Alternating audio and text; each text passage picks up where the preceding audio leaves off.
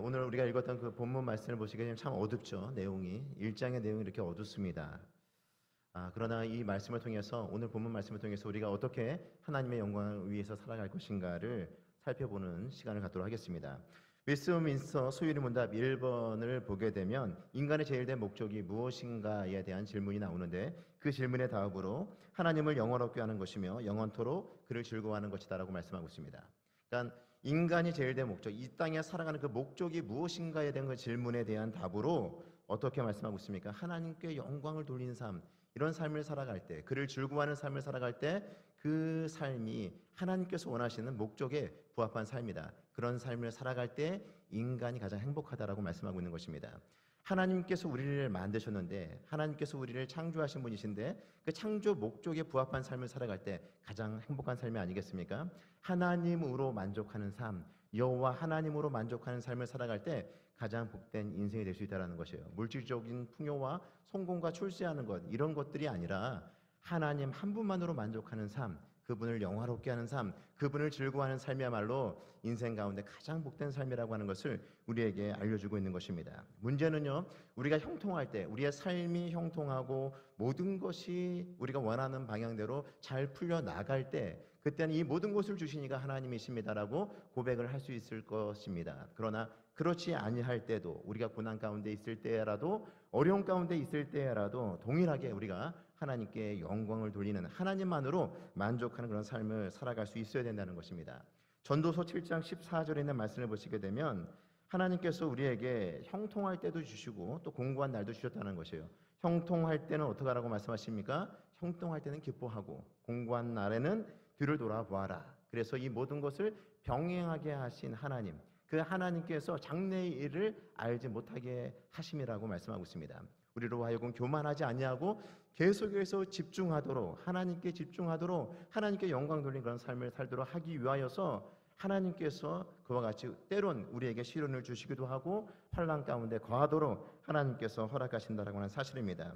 따라서 시련과 어려움이 있을 때에도 우리가 하나님께 영광을 돌려야 되는데 과연 그 시련과 고난이 있을 때 과연 하나님께 영광을 돌릴 수 있는가를 생각하게 될 때 얼마든지 가능하다는 것입니다.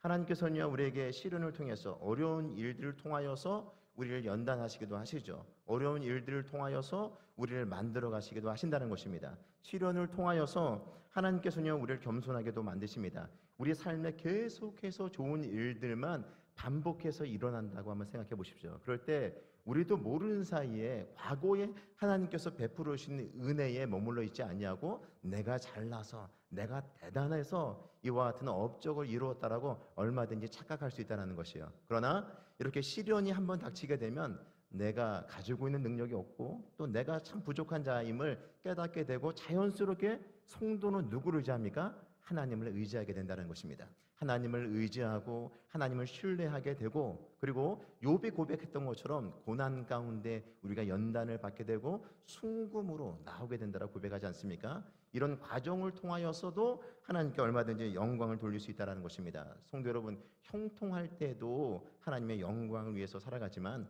고난 가운데 있다 하더라도 그 가운데서 하나님께 집중하고 하나님의 영광을 위해서 하나님을 드러내는 그런 복된 삶을 살아가시기를 주의 이름으로 축복합니다. 오늘 말씀을 통해서 하나님의 영광을 위해 살아가는 것이 어떤 것인가, 그것이 얼마나 가치 있는 것이고, 그리고 우리 모든 상황 가운데에서 우리가 형통할 때라든지 고난 가운데 있을 때라도 언제든지 하나님의 영광을 위해서 살아갈 수 있는가, 오늘 말씀을 통해서 우리가 살펴보므로 역시 은혜를 나눌 수 있기를 바랍니다. 오늘 1장 1절에 있는 말씀을 보시게 되면 룻기서의 배경이 되는 그 시대적 상황을 아주 간단한 말로 표현되어져 있습니다. 바로 이 사사들이 1장 1절에 있는 말씀을 보시게 되면 앞부분을 보면 사사들이 치리하던 때라고 기록되어져 있어요. 사사들이 치리하던 때, 사사들이 치리하던 때는 어떤 때를 말하고 있습니까? 하나님께서 이스라엘 백성들의 왕이 되어서, 그들의 왕이 되어서 그들을 이끌어 가시고 또 그 백성들이 하나님의 말씀에 철저하게 순종하는 때가 아니라 마치 암흑과도 같은 시기죠. 평강이 있는 것처럼 보이지만 실제로 그들 가운데 평강이 없는 그런 시대를 말하고 있습니다. 사실상 그들의 왕이 없는, 사사들이 치리할 때는 어때요? 사람들이 각자 자기의 소견에 옳은 대로 행할 때를 말하고 있는 것입니다. 자신의 욕심을 따라 행하고요, 판단 기준이 말씀이 아니라 바로 자기 자신에게 있는 것이죠. 그와 같은 자기 자신의 욕심을 따라 삶을 살아가고 있었던 그 시대에 바로 이 룻기서 룻이 등장하고 있다라고 하는 것을 우리에게 알려주고 있는 것이죠. 오늘날 시대랑 이 비교해 보더라도 이 사사들이 다스렸을 때 사사들이 이스라엘 백성들을 통치하고 주변에 있는 그런 대적들로부터 이스라엘 백성들을 지켜내는 그런 시대랑 오늘 시대를 보더라도 사실 오늘 시대와 그 사사가 다스리던 그 시대와 비교해 보더라도 사사 시대를 방불한 시대가 아닌가 싶습니다. 오늘날도 어떻습니까? 하나님을 의지하기보다는 다른 것을 의지하기를 좋아하죠. 물질 만능주의의 시대를 살아가면서 물질을 의지하고 또 성공과 출세하는 것이 우리의 삶의 안전을 보장한다라고 생각하면서 삶을 살아가는 경우들이 얼마나 많이 있습니까? 자기 욕심을 따라서 결정하고 판단하는 그런 시대. 오늘날 이 시대가 바로 이 사사 시대를 방불하는 시대가 아닌가 싶습니다. 중요한 것은 무엇입니까? 이렇게 하나님께 묻지 아니하고 하나님의 말씀에 순종하지 않고 삶을 살아가는 대부분의 사람들의 판단 기준이 무엇입니까? 바로 자기 자신이라는 거죠. 자기 자신이 가치가 있고 중요하다고 생각하는 것, 그것에 따라서 움직이면서 삶을 살아가게 된다는 것입니다. 일반적으로 이 세상 사람들이 살아가는 이 세상 사람들의 마음을 움직이게 하고 행동하도록 만드는 그 원동력이 무엇입니까? 이 세상 사람들을 움직이게 하고 마음을 움직이게 하고 행동하도록 만드는 그 원동력을 보게 되면 우리가 잘 알다시피 성공하는 것이라든지 출세하는 것이라든지 부자가 되는 것이라든지 부귀 영화를 누리는 것에 초점을 맞추고서 열심히 일을 하고 그렇게 삶을 살아가고 있는 모습들을 우리가 쉽게 볼 수 있다는 것이에요. 믿지 않는 사람이라 하더라도 그들이 대충 살지 않는다는 것이에요. 어떻게 보면 믿는 사람들보다 더 열심히 최선을 다해서 삶을 살아가는데 그들의 목적한 바는 바로 성공과 출세, 오늘날로 가치를 따지자면 그런 가장 큰 부자가 되는 것, 그것을 목표로 해서 열심히 살아가고 있다는 것이죠. 그러면 그들이 그런 부귀 영화를 목적을 두고서 그것을 목표로 해서 열심히 살아가는 이유가 무엇입니까? 그 동기가 무엇인가를 또 들여다보게 되면 미래에 대한 두려움입니다. 미래에 대한 두려움, 좀 더 깊이 더 들어가면 죽음에 대한 공포죠. 죽음에 대한 공포와 두려움이 그들의 삶의 원동력이 되어서 지금 열심히 일하도록 만들고 있다는 것입니다. 하나님을 알지 못하는 자들의 그들의 마음의 중심을 보게 되면 이런 두려움이 자리 잡고 있는 것이에요. 그러면 성도들을 움직이는 것은 무엇입니까? 성도들을 움직이는 그 원동력이 무엇입니까? 혹시 세상에 하나님을 떠난, 하나님을 믿지 않는 자들과 같이 그런 미래에 대한 두려움이 여러분들을 행동하는 그런 원동력이 되고 있지 않습니까? 미래에 대한 그 암울함이, 공포와 죽음에 대한 이 두려움과 같은 것들이 여러분들을 움직이는 그런 원동력이 되고 있지는 않느냐, 우리가 생각해 봐야 된다는 것입니다. 성도를 움직이는 힘이 무엇입니까? 성도를 움직이는 그 힘이 무엇인가? 성도를 움직이는 그 원동력은 바로 하나님이어야만 하는 것입니다. 성도 여러분, 하나님이 동기가 되고 하나님이 여러분의 삶을 움직이는 그런 동기가 되어야지만이 우리의 삶이 복된 삶이 될 수 있는 것이고요, 의미 있는 삶이 될 수 있다라고 하는 사실입니다. 하나님의 영광에 초점을 맞추면서 우리는 하나님에 대해서 알고 있지 않습니까? 우리 하나님은 어떤 분이십니까? 무한하신 분이시고 무궁하신 분이시고 불변하신 하나님이십니다. 이와 같은 하나님의 속성 안에서 하나님께서 지속적으로 우리에게 발현하시는 하나님의 성품은 어떻습니까? 사랑을 드러내시죠. 공의의 하나님이시죠. 오래 참으시죠. 자비하신 분이시죠. 성실하신 분이시죠. 우리를 끝까지 놓지 아니하시고 붙잡으시는 분이시죠. 이 하나님에 대해서 우리가 아는 것, 우리만 아는 것으로 멈추는 것이 아니라, 우리만 아는 것으로 끝나는 것이 아니라 이 땅에 하나님을 알지 못하는 자들에게 그 하나님을 드러내고 우리가 찬양하고 우리가 높이는 그 삶을 통해서 우리의 삶을 잘 살아냄으로 통하여서 우리가 살아가는 그 삶을 통해서 많은 사람들이 하나님을 알고 하나님께 영광을 돌리고 하나님을 찬양하도록 만드는 것, 바로 하나님께 영광 돌리는 그 일들을 하기 위해서 하나님께서 우리를 하나님의 귀한 자녀로 먼저 삼아주셨다는 사실이죠. 따라서 우리를 움직이는 힘은요, 돈이 아닙니다. 우리를 움직이는 힘은 세상의 명예와 권력이 아닙니다. 우리를 움직이는 힘은 두려움이 아니고 공포가 아닙니다. 우리를 움직이는 힘은 바로 하나님이어야만 합니다. 저와 여러분들, 하나님께서 우리에게 힘을 주시고 우리의 마음을 움직이시는 그 원동력이 되어서 하나님께 영광을 돌리는 복된 삶을 살아가시기를 주의 이름으로 축복합니다. 이렇게 이 사사들이 치리하던 때 사람들이 각자 자기 소견에 옳은 대로 행할 때 어떤 일이 벌어지게 됩니까? 1절에 있는 말씀 계속해서 보시게 되면 사사들이 치리하던 때에 그 땅에 흉년이 드니라. 그 땅에 흉년이 들었다라고 말씀하고 있습니다. 그 땅은 어디를 말하고 있습니까? 유다를 말하고 있는 거죠. 유다 땅 베들레헴, 유다 지파가 다스리고 있는 유다 지파의 영역인 이 베들레헴에 흉년이 들었다라고 말씀하고 있는 것이죠.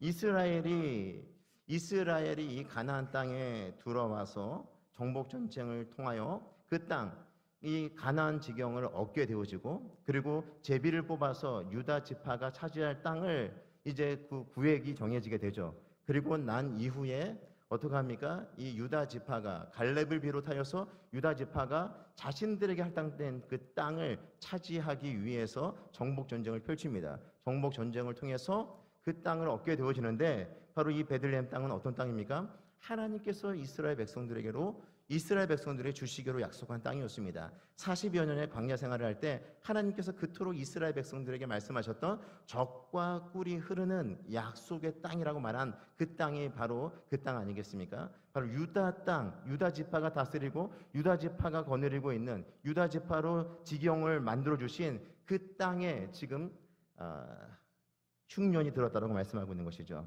바로 이와 같이 하나님께서 약속하신 그 땅에도 기근이 올 수 있는 것이고요, 흉년이 올 수 있다라고 하는 사실을 우리가 알고 있지 않습니까? 근데 중요한 것은 무엇인가 하면, 이렇게 하나님께서 약속하시고 하나님께서 함께 하시게 된다면, 내가 열심히 주를 섬기고 주를 따라가게 될 때 우리의 삶에 고난이 없고 또 문제가 없어야 된다라고 하는 생각들을 우리가 할 때가 많이 있다라는 것이에요. 물론 성도의 삶 가운데 고난이 있다라고 하는 것은 우리가 익히 말씀을 통해서 많이 들어서 알고 있지만, 실제로 자기 자신에게 찾아오는 그 고난에 대해서는 우리가 쉽게 받아들이지 못하는 경우도 있다라는 것이죠. 그러나 우리가 알아야 될 것이 무엇입니까? 풍랑 가운데서도 예수님이 함께 계시고, 예수님이 함께 계신 그곳에도 풍랑이 일어날 수 있는 것이고요, 예수님이 함께 계신 그곳에도 어려움이 생길 수 있는 것입니다. 사망의 음침한 골짜기를 지나갈 때도 성도들에게 있다라는 것이에요. 중요한 것은 무엇입니까? 하나님이 그곳에 함께 계시다라는 것이에요.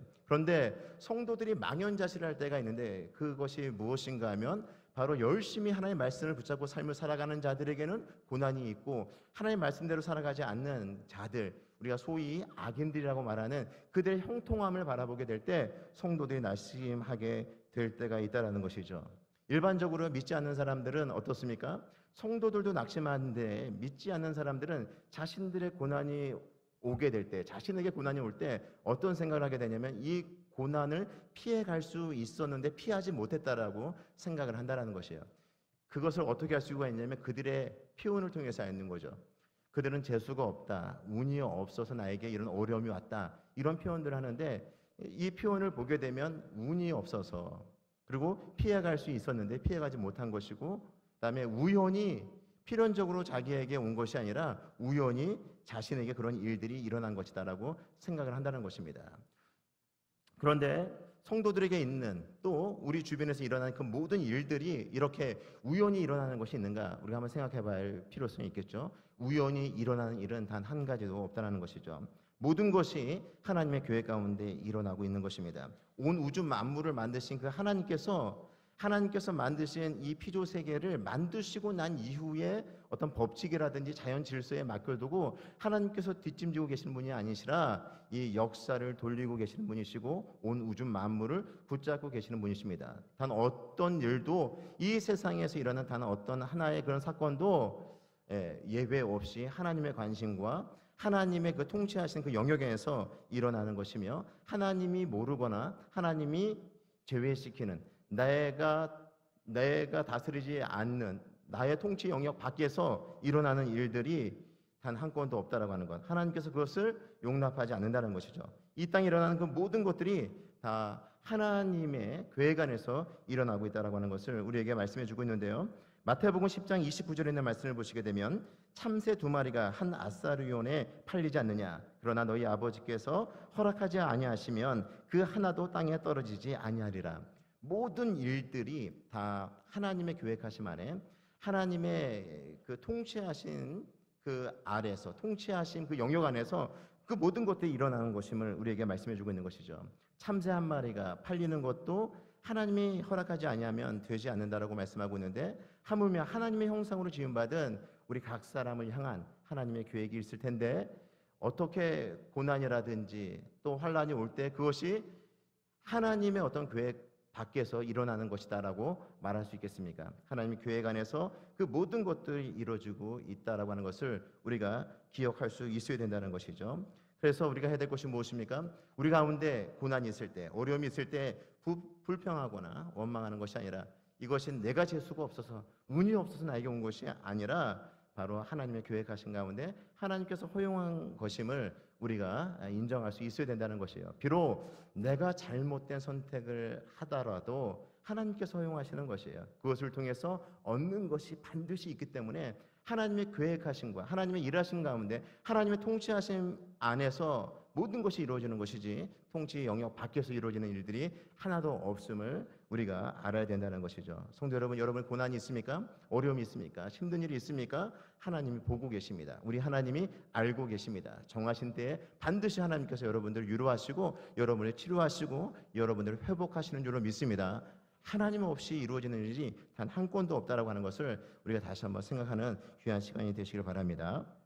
이렇게 베들레헴의 흉년이 들었을 때, 사사들이 치리하던 때에 그 땅에 흉년이 들었을 때에 이 엘리멜렉과 나오미가 선택한 것이 무엇인가를 보게 되면 그들은요 두 아들 기론과 말론을 데리고 모압 땅으로 이주하게 됩니다. 모압 땅으로 이주하게 되는데 이 베들레헴은 하나님께서 약속의 땅으로 주신 땅이고 이 유다 지파의 기업으로 주신 땅이었잖아요. 그런데 그 땅에 흉년이 들게 되었을 때 모압으로 이주를 하게 됩니다. 모압으로 이주를 하게 되는데 이 모압이라고 하는 나라는 어떤 나라였냐면 아브라함의 조카가 있었는데 아브라함의 조카가 누구였습니까? 롯이었죠. 이 롯이 있었는데 이 롯의 두 딸이 있었는데 그 두 딸과 동침하여서 낳은 자식이 하나는 베남이고 하나는 모압이었습니다. 그러니까 이스라엘로 보게 되면 동남쪽에 위치한 나라가 이 모압과 암몬이라고 하는 나라였는데 그러니까 이스라엘 국경, 접경하고 있었던 나라였고 어떻게 보면 이스라엘과 형제와 같은 나라였기 때문에 이렇게 흉년이 들었을 때에 모압으로 이주하는 것이 신앙적으로 문제가 아니라고도 얘기할 수 있습니다. 어떻게 보면 당연하게 뭐 그렇게 흉년이 들어서 살기가 어려우면 그 옆에 있는 데로 옮길 수도 있는 거지 이렇게 생각할 수도 있는데요. 중요한 것은 무엇인가 하면 이렇게 우리가 결정을 할 때 무엇인가를 결정할 때 이렇게 별 차이가 없어 보이는 결정을 할 때가 있습니다. 남아 있어도 힘들 것이고 모압으로 옮겨도 힘들 것인데 모압이라고 하는 곳은 일단 물이 있고 넉넉한 곳이고 살기가 괜찮은 곳이기 때문에 우리가 결정할 때 그렇게 모압으로 옮기는 것을 결정할 수 있다는 것이요. 그렇게 우리가 판단하고 그렇게 생각하고 결정을 내릴 수가 있는데 중요한 것은 무엇입니까? 중요한 것은요. 우리가 무엇인가를 결정할 때 정말 중요한 것은 우리가 하나님께로 가까이 가는 것인가 아니면 하나님과 멀어지는 선택을 하는 것인가에 대한 그런 판단을 가지고 우리가 결정할 수 있어야 된다는 것이에요. 그러니까 지금 모압으로 지금 이 엘리멜렉과 나오미가 옮기게 되는데 사실상 이것은 그 자기가 속해 있는 그런 공동체를 떠나는 것이고 사실상 이 시대가 어떤 시대인지를 우리에게 암시해 주듯이 사사들이 치리하던 때가 아닙니까? 사사들이 치리하던 그때에 그 땅에 흉년이 들었다고 하는 것은 꼭 재앙적 성격이 아닐 수도 있지만 재앙으로서 그들에게 내려진 거라고 볼 때 어떻게 보면 그들이 회개하고 돌이키고 하나님께 더 가까이 나가야 되는 그런 상황이었는데 지금 이 엘리멜렉과 나오미가 결정한 것은 바로 이 베들레헴을 떠나는 것이고 모압으로 그의 삶의 터전을 옮긴 것입니다. 우리가 고려해야 될 것은요. 방금 여러분에게 말씀드렸던 것처럼 내가 선택한 그것이 하나님께로 더 가까이 가는 것인가 아니면 하나님께로부터 멀어지는 것인가에 대한 생각을 우리가 하고 그런 옳은 결정을 내릴 수 있어야 된다는 것입니다. 성도 여러분, 누구나 인생 가운데 위기가 올 수 있습니다. 그 위기가 올 때 우리가 내가 하나님을 믿고 있는데 그 위기가 나한테 왜 왔는가라고 하는 그런 생각을 하기 전에 이런 위기 상황 가운데 있을 때 내가 어떻게 되는가? 하나님께도 가까이 갈 것인가? 아니면 하나님을 떠나서 멀어질 것인가? 위기가 올 때 신앙생활하면서 성도들에게 위기가 올 때 우리가 어떤 결정을 하게 되느냐면 하나님께로 더 가까이 가는 경우도 있지만 그렇지 않은 경우들도 우리가 종종 맞이하게 된다는 것이죠. 열심히 신앙생활 하기로 마음먹고 교회를 열심히 다니면서 또 열심히 봉사하고 있는데 어려운 일들이 생기게 될 때 교회를 떠나는 사람들을 보게 됩니다. 실족하는 사람들도 보게 된다는 것이죠. 따라서 우리가 결정해야 될 것이 무엇인가? 이런 어려운 상황, 위기 상황에 닥쳤을 때 우리의 결정이 하나님께로도 가까이 가는 그런 결정을 내릴 수 있어야 된다는 것입니다. 가정에서도 마찬가지로 문제가 생길 수도 있죠. 부부끼리 다툼을 할 수도 있습니다. 그럴 때 아내의 탓으로, 남편의 탓으로, 때론 자녀의 탓으로 돌리는 것이 아니라 그때 우리가 해야 될 것이 무엇인가? 하나님께로 가까이 나가는 거죠. 무릎을 꿇고 하나님께 도움을 구하는 것입니다. 이 문제 해결할 수 있는 이 문제를 해결할 수 있는 하나님께 맡기는 것이죠. 그래서 우리 인생 가운데 발생되는 그런 모든 문제들 가운데에서 우리가 결정을 내릴 때 하나님께로 더 가까이 가는 결정을 할 수 있어야지 하나님과 멀어지는 결정을 해서는 안 되는 것입니다. 성도 여러분, 위기의 순간은 하나님께로 더 가까이 갈 기회라고 하는 사실을 기억하시고, 여러분 삶 가운데 지금 어떤 자세로 어떤 모습으로 신앙생활을 하고 있습니까? 어려울 때 조금 한 발 뒤로 물러서서 하나님과 멀어지고 있습니까? 아니면 하나님께 더 가까이 나가고 있습니까? 어려울 때일수록 하나님께로 더 가까이 나갈 수 있는 성도 여러분 되시기를 주의 이름으로 축복합니다. 이렇게 우리 하나님께서는요, 가까이 갈 때, 하나님께로 가까이 갈 때 항상 좋은 곳으로 주시는 분이십니다. 주님께 가까이 갔는데 외면당한 적 있습니까? 주님께 가까이 갔는데 주님께서 왜 왔냐라고 여러분을 책망하십니까? 그런 적 한 번도 없지 않습니까? 우리 하나님은 항상 그 넓은 품으로 우리를 품어주시고 우리를 안아주시고 우리를 위로해 주시는 분이십니다. 나병에 걸려서 더 이상 살 소망이 없고 공동체 가운데에서도 쫓김을 당하고 집 밖으로 내쳐져서 소외된 그런 삶을 살아가는 총체적 난국 가운데 있었던 이 나병 환자들, 10명의 나병 환자들, 우리 주님을 만나면 소망이 있을 것이라 생각하고 주님께로 달려오지 않습니까? 그럴 때 주님께서 외면하지 아니하고 그들의 인생의 문제를 해결해 주십니다. 뿐만 아니라 혈류증 걸린 여인, 12년 동안 고통하던 그 여인, 예수님의 옷자락만 만져도 병이 나을 것이다라고 하는 기대감을 가지고 옷자락을 만지게 되었을 때 예수님께서는 그 여인의 혈류의 근원을 마르게 할 뿐만 아니라 그 여인에게 구원을 선포해 주지 않습니까? 이렇게 우리 주님은 주님께로 가까이 오는 자들을 외면하지 아니하시고 품어주시고 그 인생의 문제를 해결해 주시는 분이십니다. 더 나아가서 우리 주님은요, 우리에게 찾아오시는 분이시죠. 수가성 우물가에서 물을 깃고 있는 여인, 아무도 없는 시간을 선택해서 물을 길러 오는 그 여인, 내리치는 뙤약볕을 아랑곳하지 아니하고 그 여인을 만나기 위해서 찾아오신 예수님, 우리 예수님이 이렇게 찾아오시는 분이십니다. 여리고성에서 삭개오를 또 만나주시고, 또한 풍랑이는 바다를 다 헤치고 건너가서 거라사의 군대 굴친 들린 자의 문제를 해결해 주시고 다시금 온전케 하신 분이 우리 하나님이십니다. 무엇보다도 우리 예수님은요, 저 높고 높은 보좌를 버리시고 이 낮고 낮은 땅 위에 땅으로 우리의 죄 문제를 해결하기 위해서 친히 이 땅에 오신 분이 우리 예수님 아니십니까?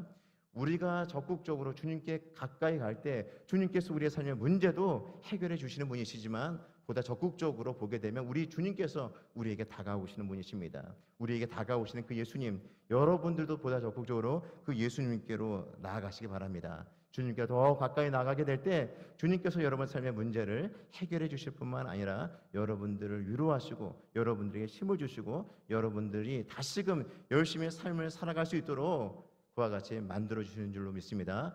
그 하나님께로 더 가까이 나가는 저와 성도 여러분 되시기를 주의 이름으로 축복합니다. 이렇게 모압 땅에 이주하고 삶을 살고 있었던 엘리멜렉과 나오미, 그리고 그 두 아들이 있었습니다. 말론과 기론인데 그곳에서 살면서 이 두 아들은요, 모압 여인과 결혼을 했죠. 그 모압 여인의 이름이 누굽니까? 룻과 오르바였습니다. 그러니까 처음 그곳에 가서 어려웠지만, 이방 땅에 사는 것이 어려웠지만 그래도 거기서 자부도 얻고 그렇게 삶을 살고 있었는데 어떤 일이 벌어집니까? 남편이 죽고요, 그다음에 사랑하는 두 아들도 그곳에서 모압 땅에서 죽게 됩니다. 죽은 이유에 대해서 성경에서는 기록하고 있지 않지만 지금 이방 땅에서 누구만 남은 것이에요? 나오미와 두 명의 자부만 남게 된 거죠. 그것도 모압 여인 자부 두 명만 남게 된 것입니다. 당시 사회는 남자들이 대부분의 생계를 책임지고 있었기 때문에 이 나오미와 두 자부가 할 수 있는 일은 아무것도 없었던 것이죠. 어떻게 보면 나오미가 남편과 두 아들 데리고 모압 땅에 왔을 때는 금이 환양의 꿈을 꾸면서 모압에서 성공해서 다시금 베들레헴으로 돌아가고 싶은 마음이 굴뚝 같았을 것입니다. 그런데 남편도 잃고 그다음에 두 명의 아들도 잃은 이 나오미의 상황보다 더 비참한 상황이 있을까요? 나오미의 그 현재 삶의 모습을 보게 되면 이 나오미보다 더 막장 인생이 있을 수 있을까요? 어떻게 보면은 그 인생이 비참한 최고의 어떤 비참한 지경에 있는 그런 상황 가운데 있음을 우리에게 보여주고 있는 것이죠. 위에서 떨어졌는데 떨어지는데 밑이 닿지 않는 그런 곳으로 떨어지는 그런 기분 가운데 나오미가 있지 않았을까 싶습니다. 더불어서 이 나오미의 이 상황을 보게 되면 끝이 보이지 않는 터널을 계속해서 지나가고 있는 듯한, 과연 이와 같이 절망적인 상황에서 누가 벗어날 수 있을까? 누가 어떤 사람이 이 나오미를 이 상황에서 벗어나도록 도와줄 수 있을까라고 생각하게 될 때 도울 수 있는 사람이 없다라고 하는 것을 우리가 알 수가 있죠. 이렇게 이 나오미의 그 인생을 보게 되면 하나님께서 개입하시지 아니하시면 어떻게 보면은 이 베들레헴에서 기근이 들었을 때 베들레헴에 떠나서 모압 땅에서 살다가 인생을 마친 한 여인의 이야기로 끝날 수 있는 것인데 성경은 그렇게 끝나지 않습니다. 그렇게 끝나지 않고 1장에서 나타나고 있는 흉년, 그다음에 사사들이 치리하던 때 아비의 죽음, 두 아들의 죽음, 그리고 장례식, 슬픔으로 점철되어 있는 그 1장. 어떻게 보면은 이 세상에서는 이렇게 끝날 수밖에 없는 한 운명의 여인이 어떻게 바뀌어집니까? 이제 4장에서 보게 되면은 완전히 달라진 내용들을 우리에게 소개하고 있는데요. 룻과 보아스가 결혼을 하고요. 또 출산을 하게 되고 또 메시아의 계보를 잇는 그 여인으로 등장하게 됩니다. 어떻게 해서 이렇게 바뀐 삶을 살아갈 수 있게 되었는가? 이런 절망적인 여인, 절망적일 수밖에 없고 다시 회생 불가능한 그런 상황 가운데 있었던 이들이 완전히 달라진 이런 삶을 살아갈 수 있었던 이유가 무엇인가를 보게 되면 바로 하나님께서 그들을 회복시켜 주셨음을 볼 수가 있죠. 우리 하나님은 불가능한 것을 가능케 하시는 분이십니다. 역전시킬 수 있는 분이 우리 하나님이심을 말씀해 주고 있는 것이죠. 도무지 벗어날 가능성이 없는 환경에서라도 그 가운데에서 슬픔이 변하여서 기쁨이 되게 하실 수 있는 능력을 가지고 계신 분이 우리 하나님이심을 오늘 말씀을 통해서 우리에게 알려주고 있는 것입니다. 따라서 우리가 해야 될 것이 무엇입니까? 고난 가운데 있을 때, 어려움 가운데 있을 때, 그때 우리가 불평하거나 원망하거나 하나님으로부터 멀어지는 것이 아니라 우리가 하나님께로 더 가까이 나가야 된다라고 하는 것을 우리에게 알려주고 있죠. 또 모든 것을 회복시킬 그 하나님을 기대한다라고 한다면, 그리고 모든 것이 하나님의 작정하심 안에 하나님의 계획하신 가운데 있다라고 하는 사실을 우리가 이 시간 믿음의 눈을 떠서 바라볼 수만 있다고 한다면 우리의 삶 또한 하나님께서 더 좋은, 더 나은 상태로 회복시켜 나가는 그런 과정임을 우리가 믿음의 눈으로 볼 수 있다고 한다면 우리의 삶의 현재 이 삶 속에서 얼마든지 하나님께 영광을 돌리는 삶을 살아갈 수 있게 된다는 것입니다. 성도 여러분, 여러분의 삶이 힘들어서 불평하고 있지 않습니까? 하나님을 향해서 원망하고 있지 않습니까? 그러지 마시고 우리의 삶을 다시금 회복시키시는 하나님을 기대하면서 여러분의 삶의 자리에서 하나님께 영광을 돌리고 하나님의 영광을 이 세상 가운데 드러내는 그런 복된 삶을 살아가시기를 주의 이름으로 축복합니다. 기도하시겠습니다.